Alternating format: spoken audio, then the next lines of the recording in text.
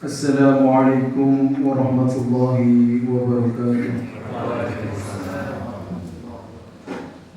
Alhamdulillahi wa kafa. Wassalatu wassalamu ala nabiyil mustafa wa ala alihi wa ashabihi anis sidqi wal wafa. Ashhadu an la ilaha illallah wa asyhadu anna Muhammadan abduhu wa rasuluh la nabiyya wa la rasula ba'dah. Wa qala Allah azza wa jalla fi kitabihil karim ba'da a'udzu billahi samiil alim minasy syaithanir rajim ayyaman ma'dudat faman kana minkum maridun aw ala safarin fa'iddatum min ayyamin ukhra. Ikhwatal iman, jamaah sholat isya dan dilanjutkan sholat tarawih Masjid Al-Huda yang senantiasa dirahmati oleh Allah Azza wa Jalla. Ucapan syukur harus senantiasa kita berikan kepada Allah Azza wa Jalla, karena Allah telah memberikan kita hidayah berupa petunjuk tentang kewajiban untuk melaksanakan puasa di bulan Ramadan.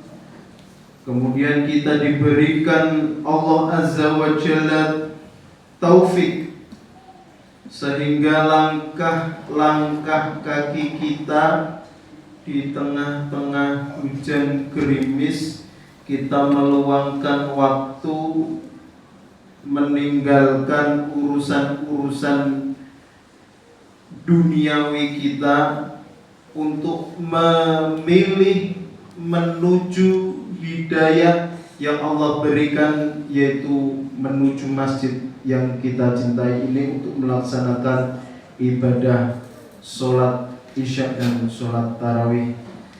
Itu tidak lain dan tidak bukan ikhwatal iman atas izin dari Allah Azza wa Jalla. Maka kita harus senantiasa bersyukur dengan mengucapkan alhamdulillahi rabbil. Salawat serta salam semoga tercurah kepada qudwah hasanah kita Nabi Muhammad sallallahu alaihi wasallam, yang senantiasa kita berdoa kepada Allah untuk mendapatkan pertolongan syafaat di yaumul hisab kelak.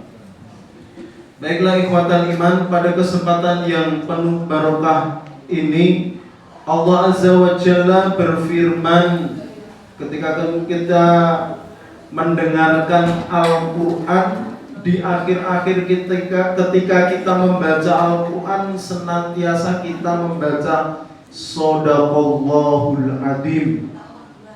Maha benar Allah dengan segala perkataannya.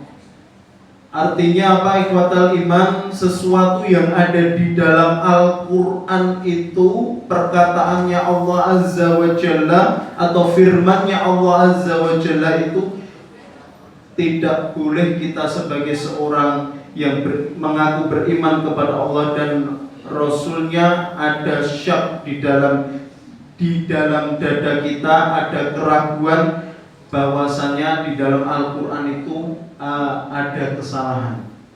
Allah Azza wa Jalla menyatakan ayyaman ma'dudat.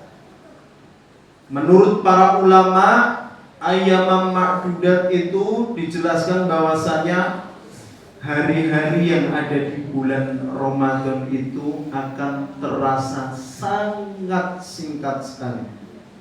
Perasaan baru kemarin kita melaksanakan puasa di bulan Ramadan, bahkan perasaan kita itu, kita senantiasa berdoa kepada Allah, Allahumma balighna Ramadan, Allahumma apa namanya itu, disampaikan ke bulan Rajab, kemudian disampaikan ke bulan Sya'ban, dan disampaikan ke dalam bulan Ramadan.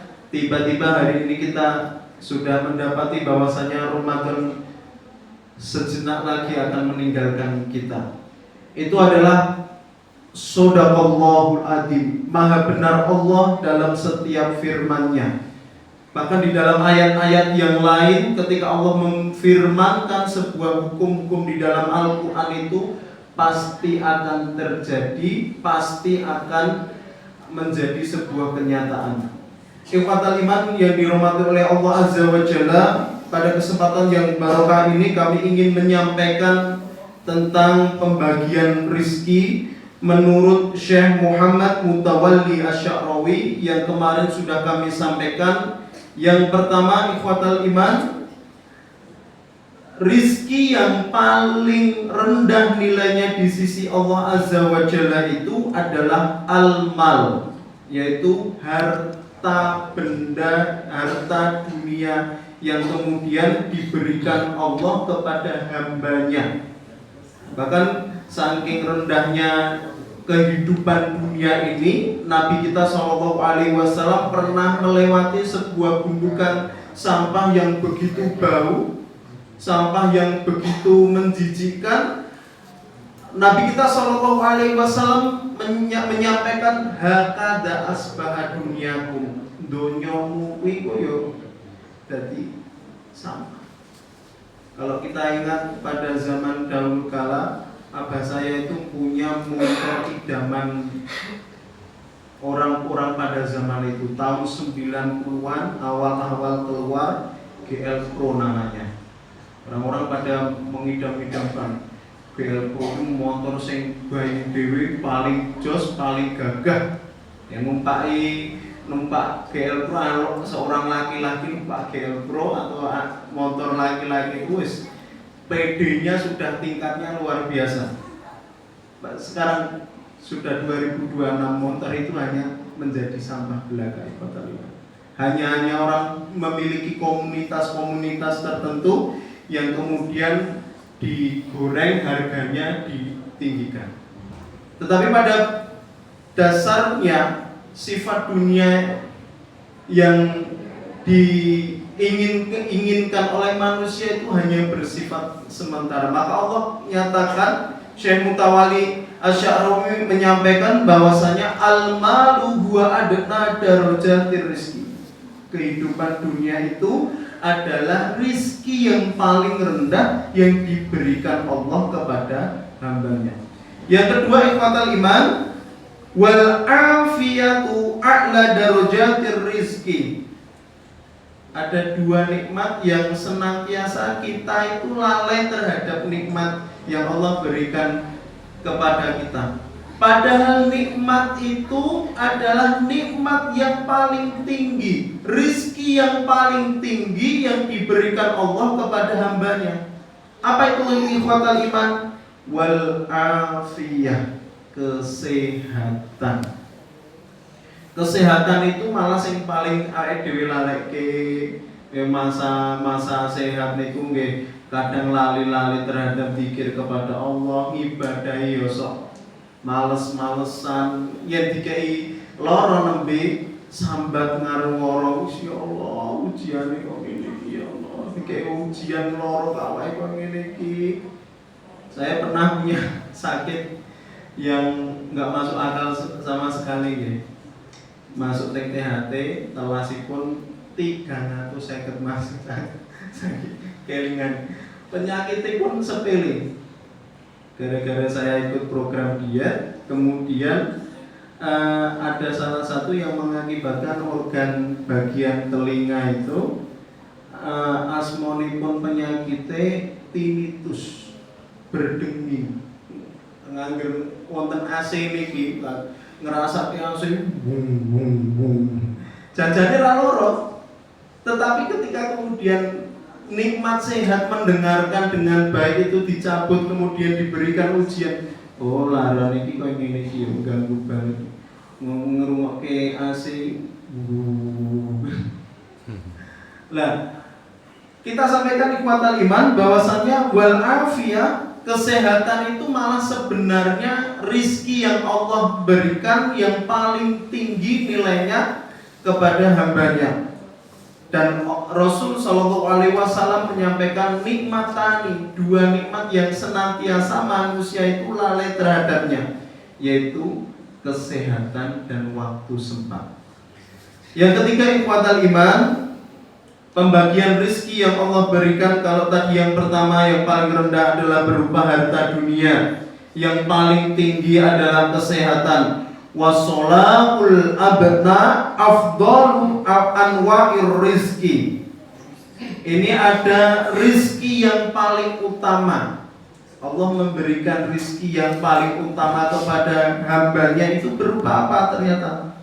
Berupa wasolahul abna. Kalau seseorang itu diberikan oleh Allah keturunan, dan keturunan atau anak itu menjadi seorang anak yang solih, makanya sebenarnya aset paling berharga hari ini, kalau orang-orang mengatakan tanah, emas, trading, bitcoin dan sebagainya, itu aset paling berharga nih.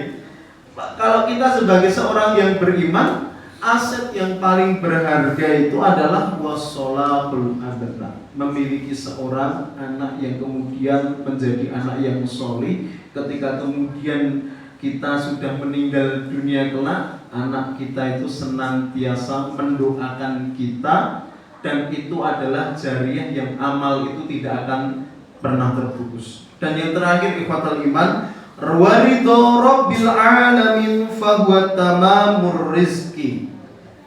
Kalau tadi yang paling rendah dunia, paling tinggi adalah rizki yang berupa kesehatan, yang paling utama adalah anak yang solih, sedangkan yang paling sempurna itu adalah Allah Azza wa Jalla memberikan rizki, yaitu berupa keridhoannya Allah Azza wa Jalla, ikhlas terhadap takdir yang Allah berikan, ridho terhadap keputusan yang Allah berikan kepada kehidupan kita di muka bumi ini.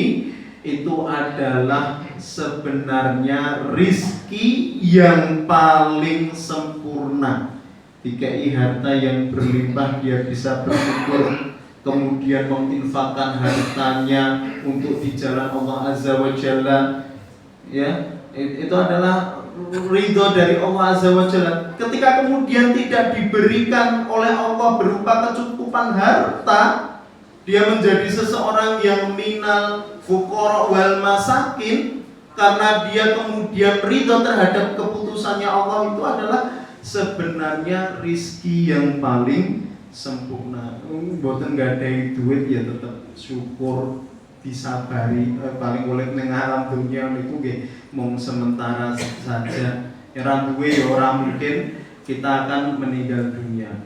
Baik ikhwatal iman, semoga bermanfaat apa yang kami sampaikan tentang pembagian rizki menurut Syekh Mutawalli Asy-Sya'rawi. Semoga apa yang kami sampaikan bisa bermanfaat untuk kehidupan kita, menambah keimanan kita dan ketauhidan kita kepada Allah Azza wa Jalla. Aqulu qouli hadza wastaghfirullah li wa lakum. Wassalamualaikum warahmatullahi wabarakatuh. Waalaikumsalam. Mari kita melaksanakan